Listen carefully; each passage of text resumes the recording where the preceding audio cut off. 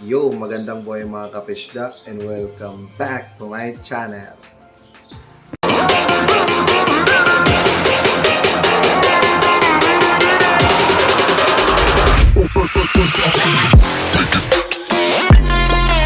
For today's episode mga kapishda is i-gender po natin yung mga ABT po natin dahil sa nasa tamang edad na po sila.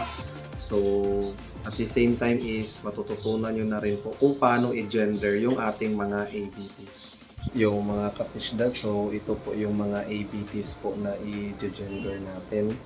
Okay, so una is i-collect muna natin sila sa isang tank and then maya-maya is i-gender natin sila. Okay, so let's go.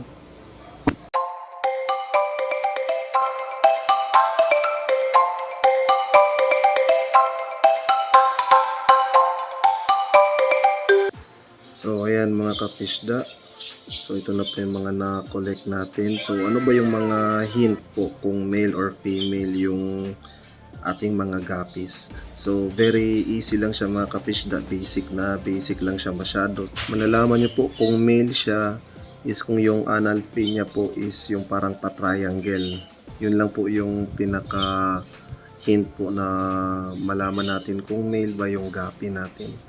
At kung female na naman is parang pabilog yung sa anal fins niya. So iwalay muna natin ito sila para ma-familiarize tayo doon sa mga anal fins ng mga guppies natin. So ito mga kapishda, so meron tayong na-collecta dito ng mga 16 pieces po na mga fry. So itry na po natin ngayon na i-separate sila.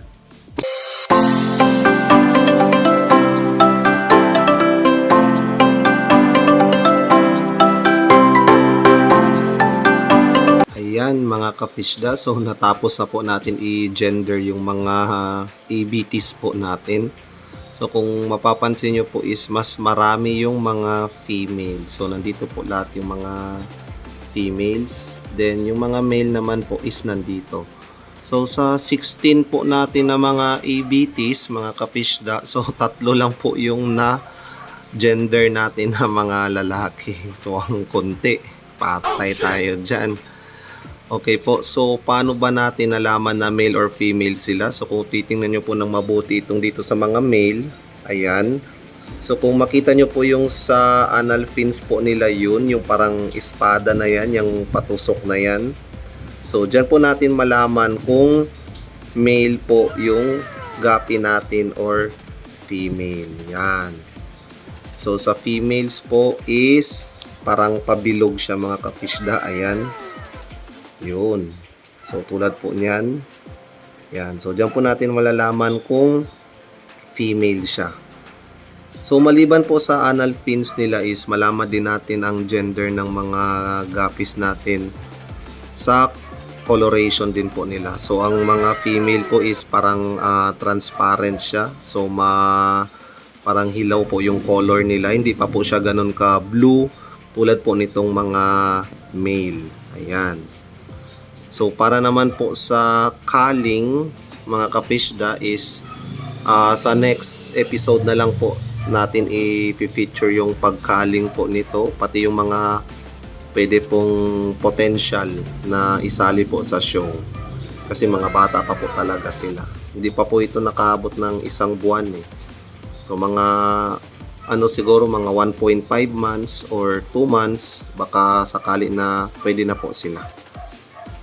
Okay mga kapishda, so ngayon po is ililipat na po natin sila sa kanilang mga tanks. Pero bago po natin gagawin yun is lilinisan muna natin yung mga tanks nila. Okay, so samahan niyo po ako. Let's go!